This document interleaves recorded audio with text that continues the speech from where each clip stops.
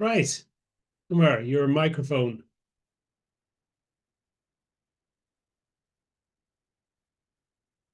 Yep, can you hear me all right? Yeah, all good now. We're all set. Awesome. So, Umar, actually, let's just tell everybody a little bit about who you are before we get started, because I already got the first thing I want to ask you in my head. So, who are you? What do you do? Sure. So my name is Umar. I'm based in Scotland, if you couldn't tell already by the accent.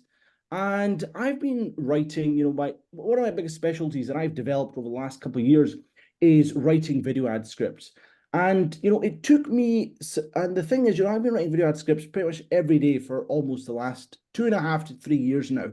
And that's how I've, really gotten what I'm good at. And that's how people have recognized me as an expert. And that's actually how we ended up getting to know each other even better. Hmm. Yes. But I think what's interesting and what I wanted you to talk about first is your dad got you started in public speaking when you were around five Yes, years old. Is that right? yes, that's correct. When Tell I us. was when I was 5 years old, I started public speaking because in my local mosque at the time, we used to have a yearly sort of competition where everybody would come up who was in the local area who would visit the mosque, congregants, and all of us children would present something, some specific topic that we think would be appealing. So my dad, he was a debate speaker back in the day when he was in uni, and he wanted me to kind of get into the same sort of thing with speaking and become confident so that I could, in future or at any point, I could use that skill because it's important wherever you go or no matter what you do. Because we're all, as we know, as copywriters, we're always persuading people, talking to people, and what happened was he every time, so this happened a couple of times actually at the same mosque. So every night, he'd be up at night writing down the script, the actual speech that I was going to give, and I'd be sitting there watching him write it, think about it, plan it all out. And at the end of it, he'd print it out, give it to me on a sheet of paper, and he'd say, "Okay, Omar, stand over there and now read it out to me, and let's see how it goes." And from there, even just from that confidence, the confidence that I got from my dad that I can do public speaking, that was the first push that helped me do that more confidently. So when it was time to actually present, to me, it just felt so natural because I knew that my dad was rooting for me. He was sitting there watching me read along with other people there. And that gave me so much confidence. And from that point onwards, I almost never struggled with public speaking, and now it's at the point where if I can get a hold of you, I'll just talk all day long if I can. Well, that's what I've teased you about this a few times that if you give you a box, you'll stand up on it and start yapping. Absolutely. um, so you learned to public speak from your dad. And was your dad like, was he an entrepreneur or something like that? Like, was there some reason where he had gotten into that stuff apart from being like debating at college?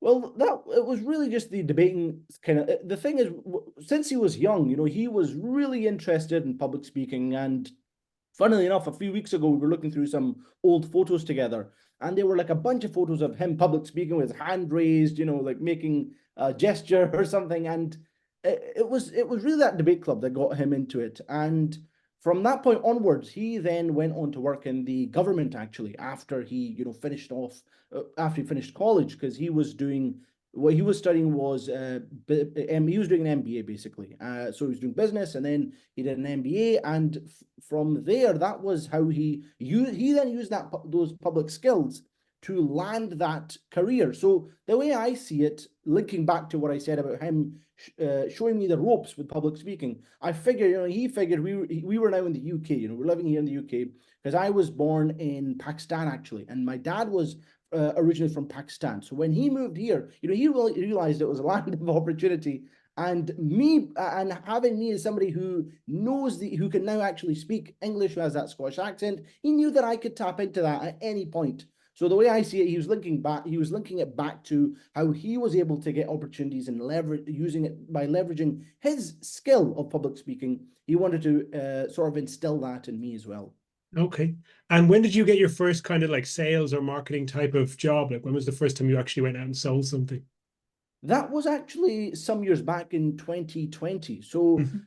actually, I did it, but in 2017, I graduated from a university here in Glasgow called Glasgow Caledonian, and I studied software engineering. And Hmm. what happened was afterwards, I realized it wasn't really for me. I wanted something that was more people, a job that was more people oriented, or a career that was more people oriented. And I ended up working with my dad with his business. He has a translation agency, and that also involved learning about how to actually go to court and work there as an interpreter, because that's one of the things that he did as well. So in that, I was kind of interested in that, but I realized, I really love cars. I want to do something related to cars.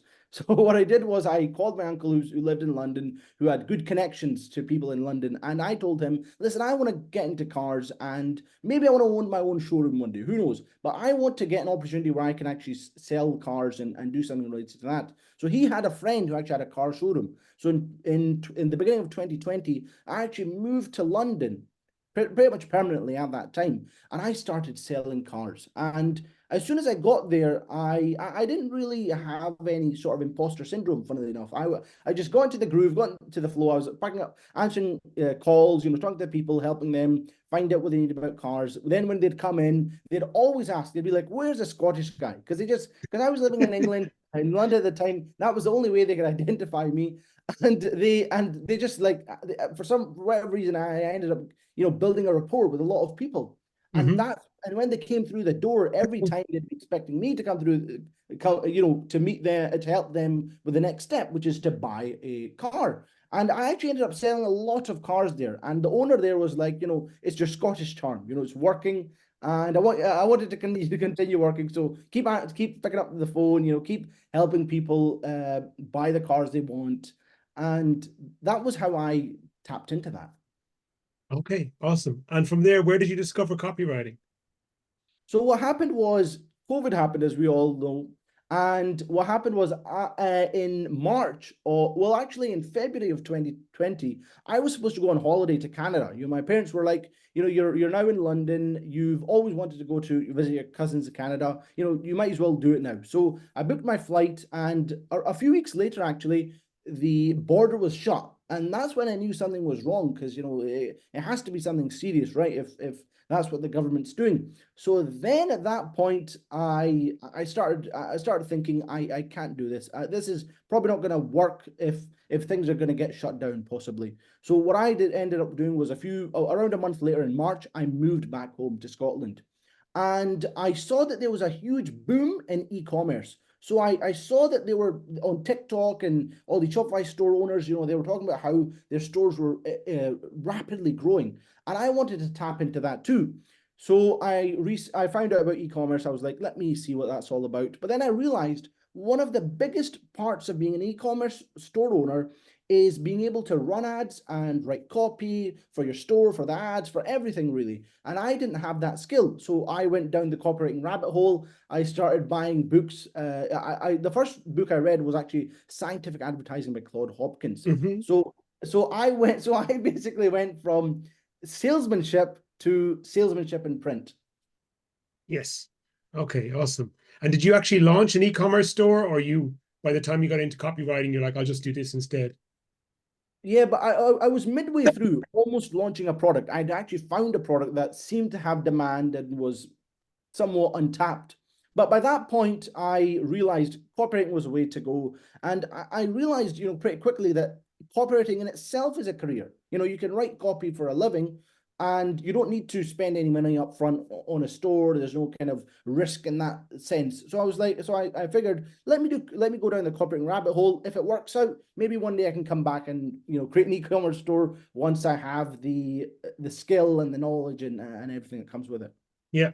And I mean, I didn't know you well at that time, but like I've seen photos of you. So you didn't like mess around. You just straight away made a lot of, you basically went all in because flew over to the United States pretty much the first year you were doing copywriting and started to attend people's events and things like that, right? Yes, that's correct. You see, what I figured was if I'm interested in copywriting, and one other important point is some years back, I was actually, my sister came to me with an English essay and she asked me for help. You know, she wasn't expecting that I was going to help her, or she figured maybe I could help her out somewhat. And from that, and what happened was I actually helped her rewrite her school essay. So in a way, I copy chiefed it, if you want to call it that. And when the teacher got back to her with, you know, how the essay was, he told her that that was a great essay, and he gave her 13 out of 15. And at that point, my mum told me, Umar, you need to go after writing. You know, right? It seems like you have a knack for it, so you need to do it. And that's that's how I, you know, connected it to what I was doing. I realized, you know, I do have a knack for it. It's something that I'm interested in. So let me go all in. So I had tunnel vision at that point. I wasn't considering any other options at that point. I knew copywriting was the thing for me. I knew that this was what I had to focus on. And if I was going to be successful, I had to just focus on that alone. And that's when I came across Copy Accelerator, which back in 2021 was huge. You know, everybody was talking about it. It was a real full-fledged program. I believe, John, you were in it as well. Yes. There's so many people in our industry that we know who went through that as well. So I Yes. realized that was my opportunity to get better, to get coaching, to have the opportunity to work with good clients. And I went all in and I just joined Copy Accelerator. And from that point onwards, I actually ended up creating a really good relationship with one of the coaches in there, who was Pauline Longden. You know, She's great. she's She's a lovely a woman. great, yeah, you know what I mean? She's a great marketer and copywriter, and she is just so good at what she does. And what would happen was every week we would be able to book a 30-minute one-on-one call with every single coach. And what I would do is I reverse engineered and figured out every day at around, I think it was 12 a.m. my time, the Calendly links would open because you have to book it through Calendly, the one-on-one slot. So every Monday, I would head over to Calendly at midnight my time and book a call with Pauline Longden. So what happened was I ended up having a one-on-one call with Pauline Longden for over a year. It was almost a year and a half almost. And through that, my copy rapidly developed because I had landed in the meantime, I'd landed an agency gig. I was writing YouTube ad scripts and video ad scripts and ad copy, all the rest of it. And then I used that, I leveraged what I was learning in Copy Accelerator in the coaching to improve my video scripts. And as time went on, I was only getting better and better. And through the agency, I was writing for some big names as well. And that really took my career to another level. And that's what I would say that's one of the biggest reasons why I've gotten to where I am today. I didn't have shiny object syndrome. I wasn't looking around to see, you know, what's other options I can do. I was dead set on copywriting being my only career that I was really going to go all in on. Yeah, it's really great. And so at this point now, you're like about 3, 4, almost 4 years in. Is that right? I'm about, yes, almost 4 years in, I'd say. Okay. And now you are kind of a specialist. You focus on writing for video ads exclusively. Is that right? Yes, I've realized there's a need for it because, you know, video ads are a huge important part of advertising online. You know, you need to have a great ad. You really need to, a great ad can really help scale a company up, you know, if it's done right. And I've realized that there's a need for it. And it was a matter of the right time and place. You know, I can't say that, you know, I didn't necessarily plan that this was going to happen. I just went along, I was going with the flow. I niched down in video ads and, you know, it's worked out for me. Yes.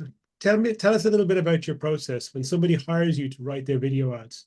Where do you start? Because, you know, the difference I think with video, well, I said there's so many more variables. I mean, you're not putting just words on a page like on a Facebook ad and maybe testing an image, but like every minute from the whole thing, there's so much more to producing video than to actually just putting copy on a page. So talk to me about how you actually go about doing that. Sure. There's a number of steps. So you're right. You're absolutely right. with video ads, what I like to do is, first of all, understand where the market's at. Because you see, even you mentioned this as well. I remember there's an email you sent out, I think it was a few weeks back, where you were working in one industry, in another industry you haven't necessarily worked in before.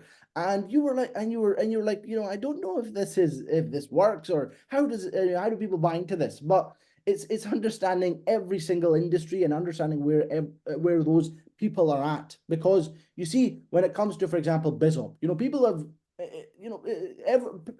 people have pretty much said everything you can under the sun. So we're now at a point where there's a very high level of sophistication. So we're understanding, what have these people seen before? What have they been, what sort of, not to get too technical, but let's say, what kind of mechanisms have they seen? What kind of methods or those vehicles to achieve that result have they been told? And if we look at places like health, BizOp, even the coaching and consulting, all these niches, we need to understand where we're coming from. And that is, I would say, that's probably the number one factor that's helped me understand the market. And that's why I've written for different video ads for different niches, because I've understood there's different, even with the sophistication on one side, there's also the outcomes and the benefits. And what I've noticed with video ads that seem to perform even better is they're not just focused on, so like I said, on one hand, you've got the sophistication, what they've seen before.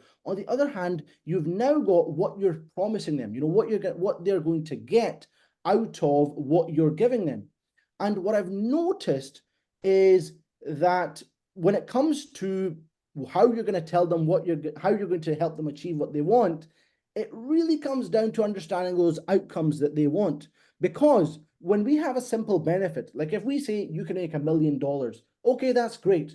But what does that mean? It's that question of asking, so what? So what? Until you get to a point where you're actually giving them a tangible outcome that's a really strong indicator of what they're going to end up with. And that is one of the biggest parts of my process for writing video ad scripts. I'm not just looking at the surface. We're not looking at the surface. We're going layers deep and understanding a customer on a totally different level to what the average person is doing, or what the average marketer or copywriter is doing. That's my number one piece of advice. So let's dig into that and use some concrete examples. So if you were talking about some kind of an opportunity to start a business advertising, and you're advertising that to people in their 20s, well, what's the benefit? The outcome for that is they might be able to take that money, quit their job, and go off traveling the world and have a really great time. But you advertise the same opportunity to people in their 40s, they're probably not interested in going traveling around the world. They may be more interested in paying off their mortgage early so they can take retirement at 50 instead of 65.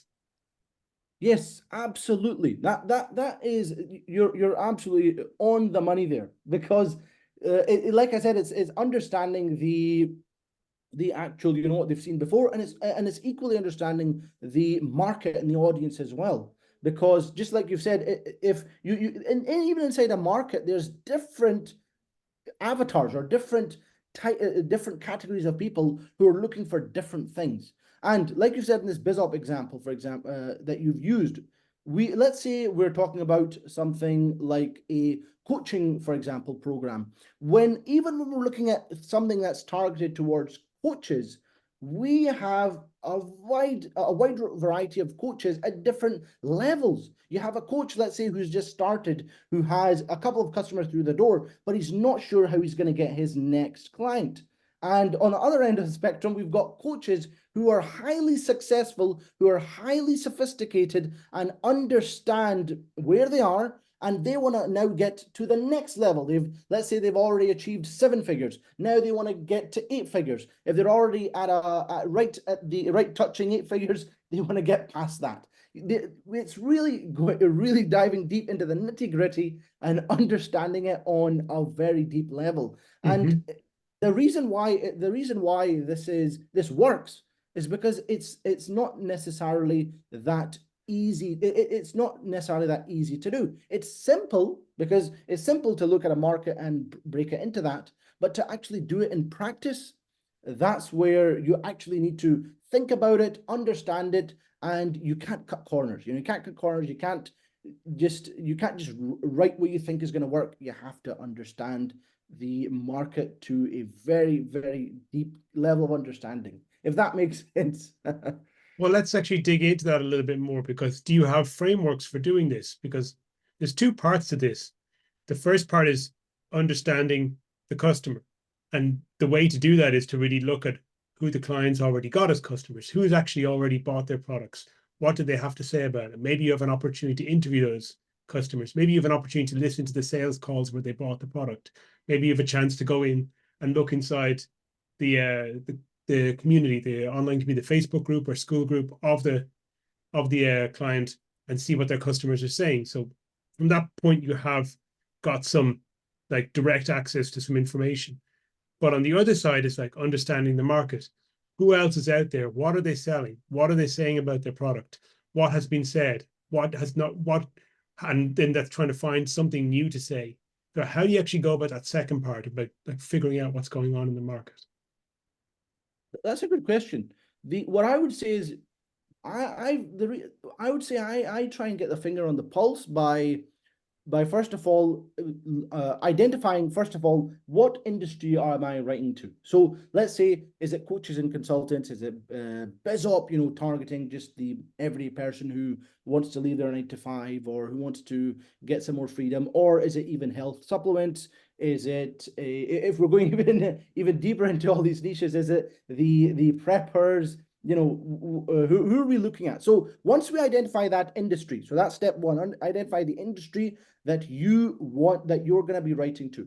The next step is identify those key people in the industry who are advertising right now. Who are the big dogs in that industry who you can look at what they're running, look at what they're doing. So what you're going to do is you're going to make a list of those people. You're then going to go onto their website. You're going to get that pixel to get, you're going to get pixel, because you see, when we're scrolling on Facebook all the time, what you'll notice yourself, when you're on Facebook and let's say you start searching for a certain product. Like I was searching for some sort of it was like a deodorant I was searching for like last week. I wanted a really good a piece of a non I can't remember the name now, but it's that type of antiperspirant that doesn't have aluminum in it, I believe. Mm-hmm. So I was searching for a specific thing, and guess what happened?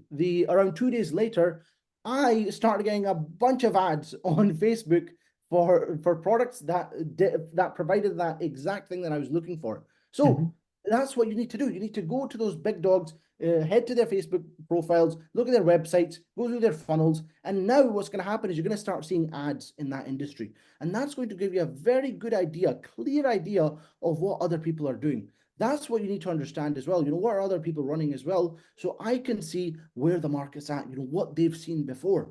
And Mm-hmm. the next step after that is then to go to your client and find out what he's doing differently. There's a really good example that a lot of us go to, which a lot of us talk about, which is the Mad Men example. The TV show, they try to find a way to differentiate the cigarettes that they want to sell, Mm-hmm. the Lucky Strike cigarettes, I think it was called. And they talk to the guy, and he says, "Oh yeah, they're toasted, but all the rest of them are." But they realize nobody else mentions the others are toasted. So that's what they use to separate themselves from everybody else. So if you combine those two, you find the big players in the industry, look at your client at a very deep level, and find the specific mechanisms. Find something that's different about him, about how he applies his process, about how he gets that result, about how he does everything with everybody else. When you put those two together, that's now how you have that Goldilocks effect, where if you think about it, you've got the perfect balance of understanding the market and understanding how your client, or how the coach that you're working with, or even if you're a coach yourself, how your process is different to everybody else. When you combine the both, that's how you're going to have that, how you're going to be able to achieve that level of success through the ads that you're now writing and running. Mm-hmm.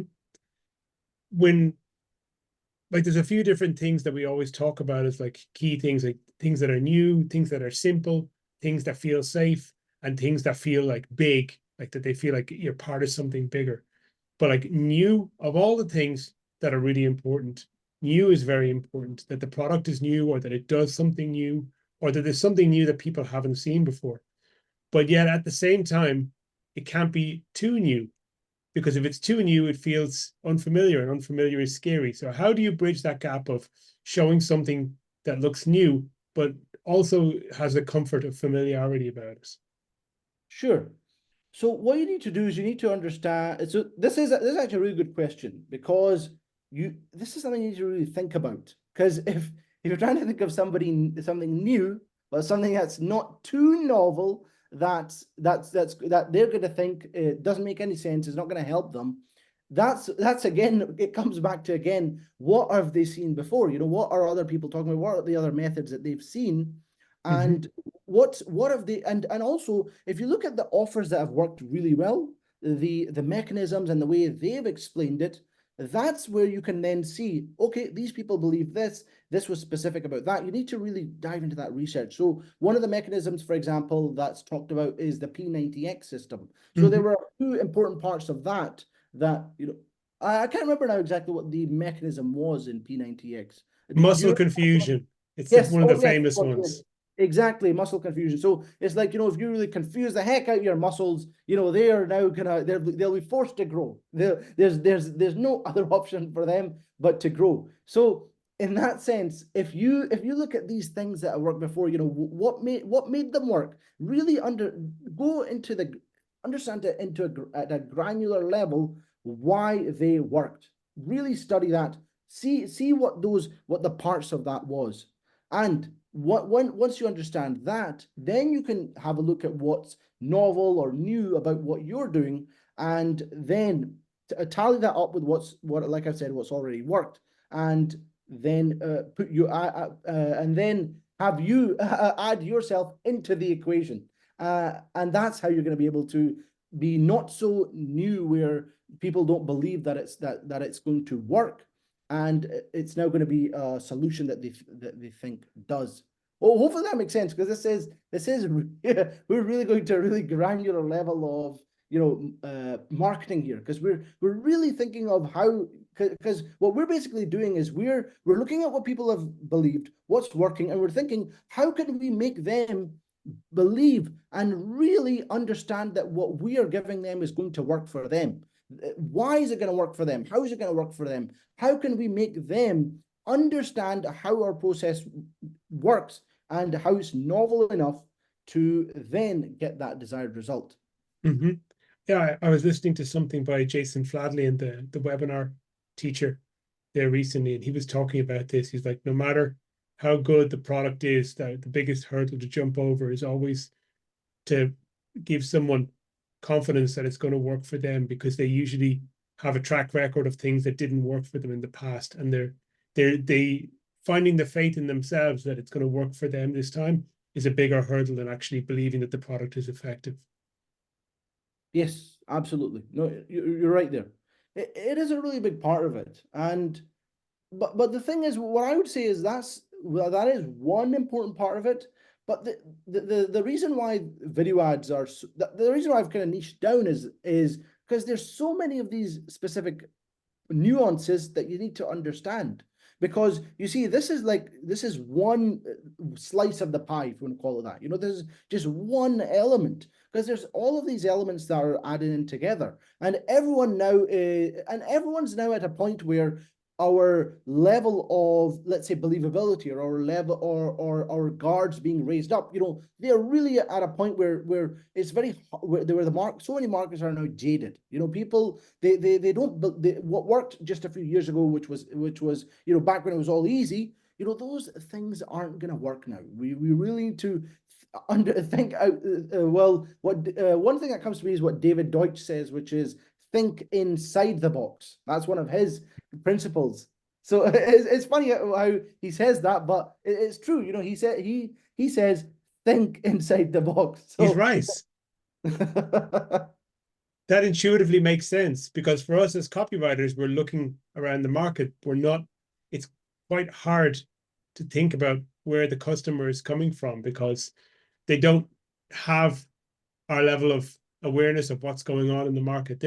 They're seeing lots of ads, but they're not really thinking about what's behind it, or they don't understand that there's people like you and me having these conversations and sitting in rooms writing things and handing them over to the client, who has to then make a video, who then has to hand it to an editor, who then has to hand it to a media buyer, and then there's a creative team behind that to put the product together. There's so much wheels between wheels going on behind what a person sees on the screen for often 60 or seconds or 2 minutes. And so it's hard for us to get into the space of where is that person at in their life, and what do they need right now? What do they need to hear to make them take action and move on to the next stage? Absolutely. It one of the bigger things I would say is that it's also very easy for us to think, oh no, they've seen that 100 times before, it won't work. This doesn't sound right to me. Because the problem is, we when we the what one of the biggest mistakes we can also make is to come in with our own biases. Because if we do that, then we're coming in with things that we assume, with assumptions which aren't proven at all, which are things that we think that which we're imposing on the customer in a way, because we're saying, oh no, the customer won't like this, they'll think that, they'll think this, but we won't actually know until we actually understand that customer. And it's just like you said, when it comes to people who, average everyday people who are not marketers, just looking through Facebook on the news feed, and they're seeing ads, or they're on TikTok seeing ads, or wherever they are seeing ads, they're not intuitively thinking, oh, I wonder what this guy was thinking when he used this hook, when he used that CTA, when he used this body. They're not analyzing it every time they're reading it. But to them, it's just a fleeting moment where they see an ad and like, okay, they're scrolling by. They see another one, they scroll by. They're not analyzing it or scrutinizing it in the way we might when we see an ad and we're like, oh, I wonder what this is about. Let me see the hook. Let me see what the mechanism is. Let me see how they're doing the CTA, or let me look at the script. Let me see what they're doing. There's the way we see ads and they see ads is totally different. And Yes. it's also important to understand that too. Yes, I remember the first time I realized that copywriting was like a thing, a profession that people did. And I was like walking around the house, looking at things like toothpaste tubes and boxes of breakfast cereal, thinking, wow, I never ever looked at these and thought about the fact that a human being had sat down to write something, and that they wrote it for a purpose, to get a reaction from a customer. Um, and like after you kind of cross over, you start to see it everywhere. But before you do, I think a lot of people are not even aware that things like copywriting exist. It's kind of just noise in their living environment. It is. It really is. It's almost, if you think about it, it's almost like a different world entirely. It's something like out with their grasp, or of even what they can comprehend in a way. Like when a funny example is back when I was in high school. I used to sometimes go on Google, and I was like, oh, how can I gain more muscle? How can I get abs or stuff like that? And I remember one day I was at a friend's house. And I just, ended up searching. I was on Google. I was like, all right, let's see, how do we get abs? And I somehow landed on, well, I didn't know at the time, but I landed on a ClickBank VSL of all sites. Yeah. And I sat through. So I actually I remember I sat through the webinar. But the funny thing that happened was, after the first time that I went through one of those webinars, as soon as I saw another ClickBank offer, which was probably promoting a similar sort of thing, I started to realize, hang on, there's a pattern going on here, and these guys aren't going to give me the solution in this video. I'm not going to get. Just wait 1 minute and I'll tell you everything you need to know. So I'm pretty much very quickly that there's something weird going on here, where every time I watch through 40 minutes, and at the end, they always try to tell me something for some reason. I'm not sure. I'm not sure what's going on here, and that's when I realized, but see, the thing is, John, what's funny is, well, not funny, but what's interesting is there's a lot of people who will continually watch lots of VSLs, like as a yes, customer.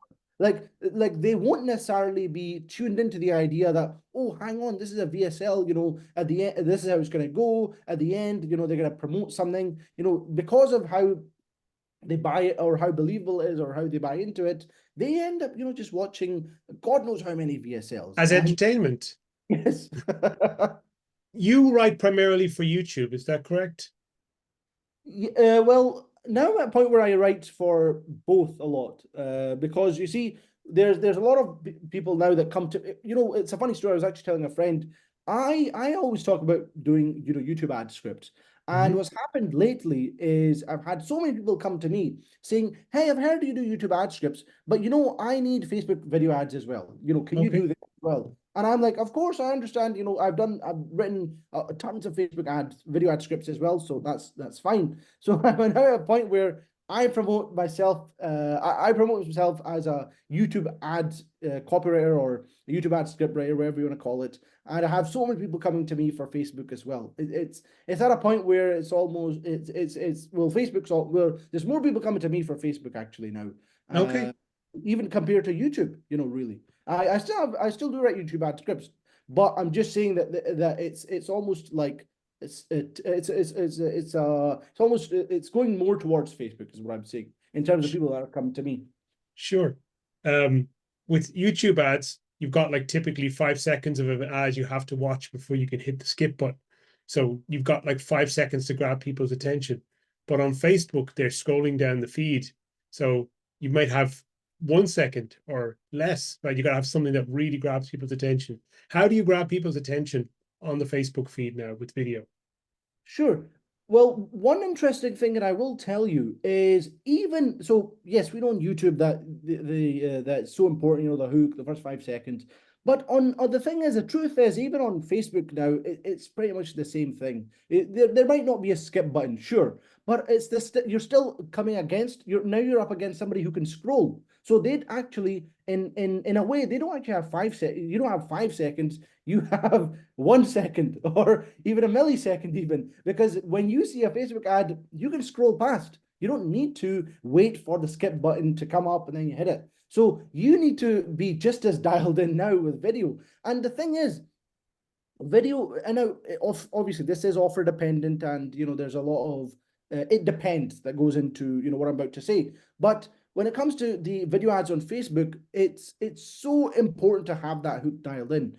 I would say it's equally, if not more important than YouTube even.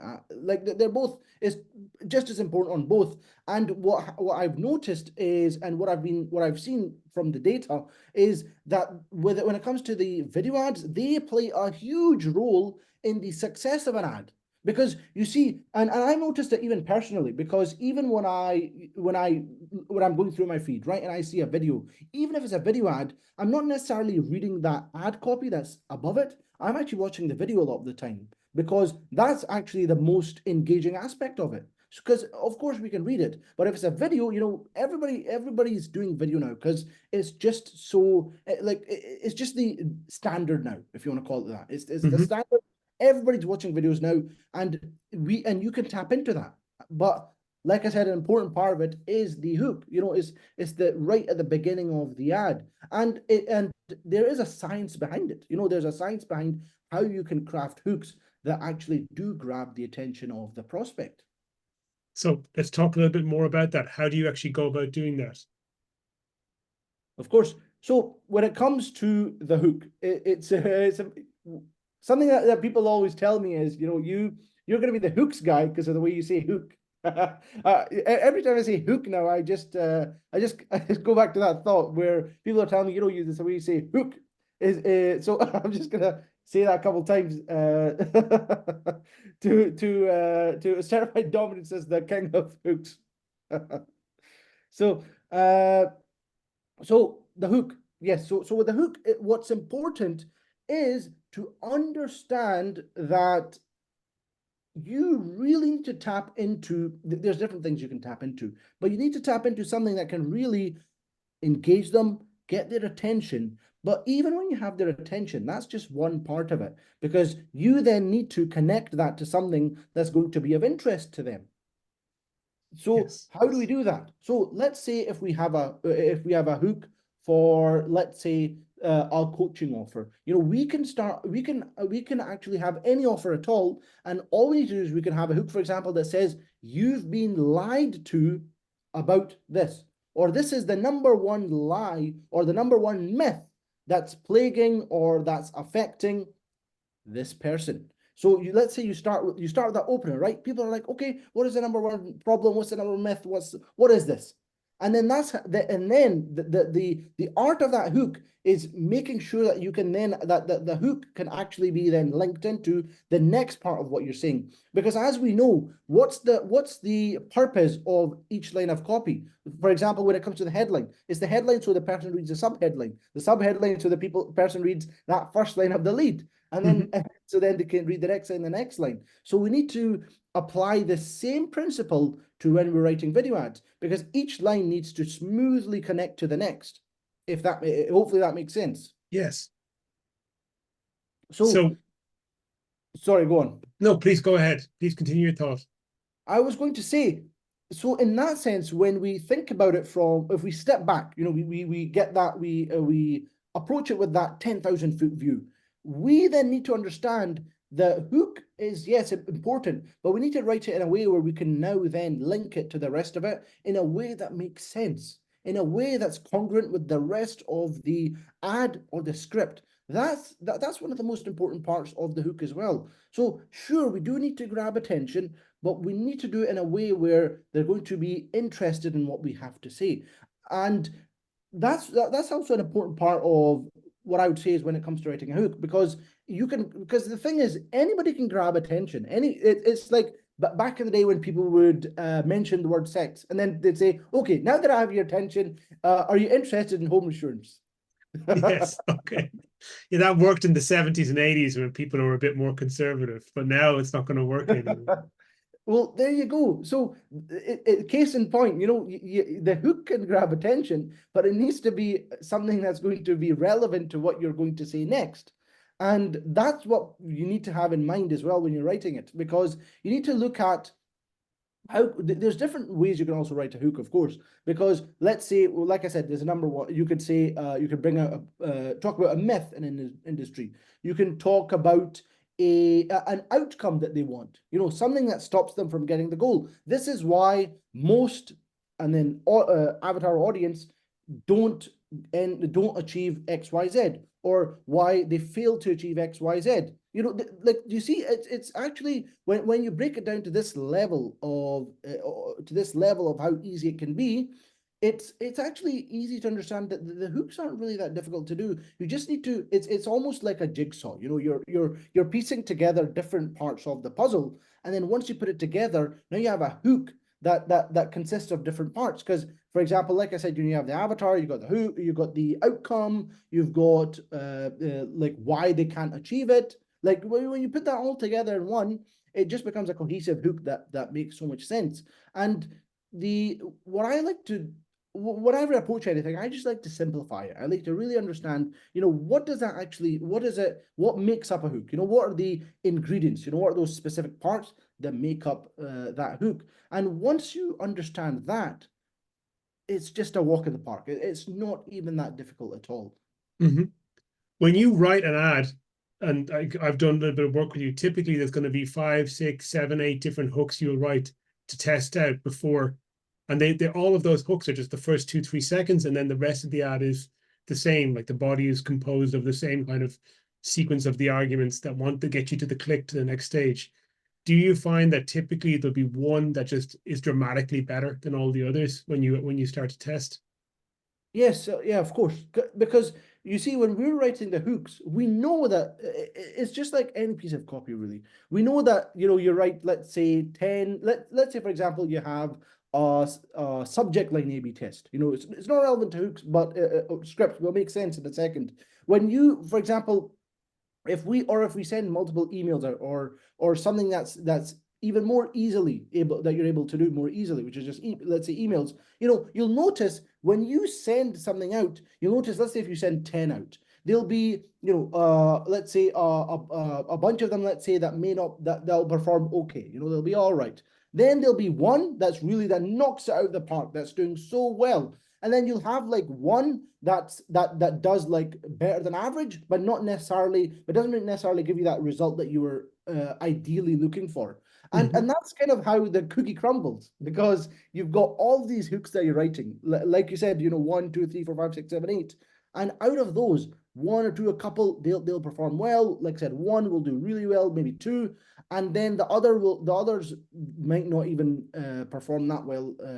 But that's okay, because that is why we have this many hooks, because we know that not all of them are necessarily going to be winners, and that's totally fine. Because even at companies like Agora, we know they have I believe it's is it a 40% hit rate, or I can't remember the exact percentage in my head now, but like out of like all the promotions that they run, or they ran the past based on past data, only a certain percentage do well right out of the gate, and really knock it out of the park. Like it's just the nature of the game. And once you come to terms with that, that's how you need to approach it. You can't have this approach of where you're hoping and praying, oh, all of this will, like, oh, I hope like all of these perform well, and oh, and another part of it as well is not using the spray and pray technique. Do not write these hooks just like willy-nilly, hoping that maybe one will do well and the rest will be average, and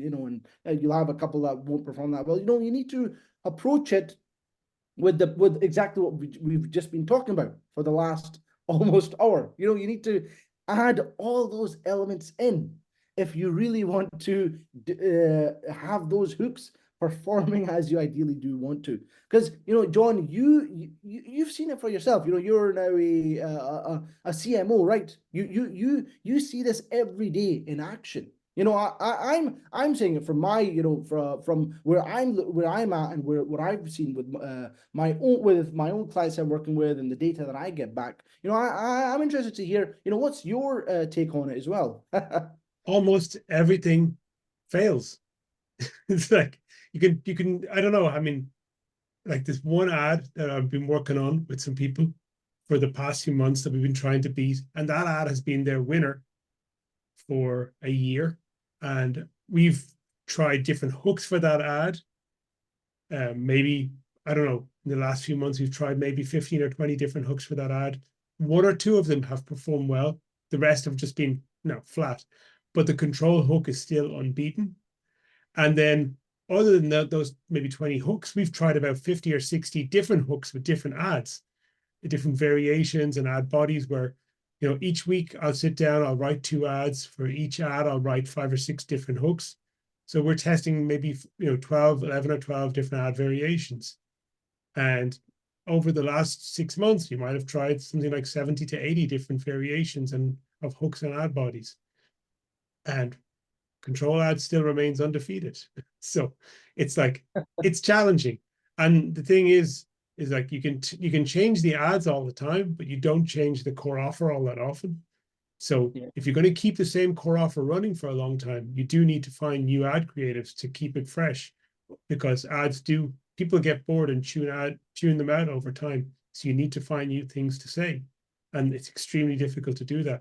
My starting point, like you, is actually just to go to a tool like VidTow and see like who's spending money, like which of our competitors spending money, what are their winning ads in the last 30 and 60 days, and what are they saying, and what is what they're saying about the market. And it can even be tricky to know if a customer is actually a competitor. There are companies out there that offers are substantially different from ours, but in terms of the trajectory of their business, well, they're selling to the same audience and they're ahead of us in terms of their financial success. So we're like, okay, well, the direction they're going, they've tapped into a feeling in the market that's out there. And let's look at what they're doing. What claims are they making? Can we make the same claims? Usually we can't. We have a different mechanism. We have a different core to our offer. And then we're looking at, what's their mechanism of sale. So type of ad that can drive a person to watching a 5-minute VSL is one thing, but then you might have to have a very different type of ad to get someone prepared to sit down and watch a 2-hour-long webinar. Or even the format can matter a lot. Like, we typically don't send webinar ads to mobile devices because people are not going to sit uninterrupted on their phone for 2 hours watching a piece of video. They might do that on their laptop or desktop computer. So we have now got things in place where if someone sees our ad from a mobile device, they'll be sent a booking link to watch the video later. Whereas if they're watching on a desktop, they'll get the opportunity to watch it immediately. But it's it's small numbers. And I think, some of the people like that we've talked about, like different mentors and stuff we've worked with, say this. It's like small numbers make all the difference. Like the difference between 1% buying a product and 3% buying a product is all the difference in the world. It doesn't sound like, oh, it's only 2%, but it's not. That's 3x better performance. And that can be the difference between something that's just setting money on fire every day and something that's growing a whole company. 100%. Yeah, because you're absolutely right there. Because even that increase from 1 to 2%, it's not a 1% increase. That's a double. That's 100%, jump from where you are to 1 to 2%. So it makes all the difference. It can make or break a company. If they can either achieve that growth to there, or if they just stay where they are and stall, or let's say their ads don't perform, they don't grow any further, and they just crumble. Yes. Like it's just the thing is with what we do, there's so much to it. Like to someone else, it might seem like, oh, it's just a simple process of doing this and this and this and this. But there's so much nuance in every side, in every layer of exactly what we do. And there's things going on outside of the business in the wider economy that make a huge difference. I mean, in 2020 and 21, like you said, there was that boom in e-commerce. There was a boom in coaching and reskilling and training programs during that time as well, because people were stuck at home. Some of them couldn't make money, or their job was in doubt.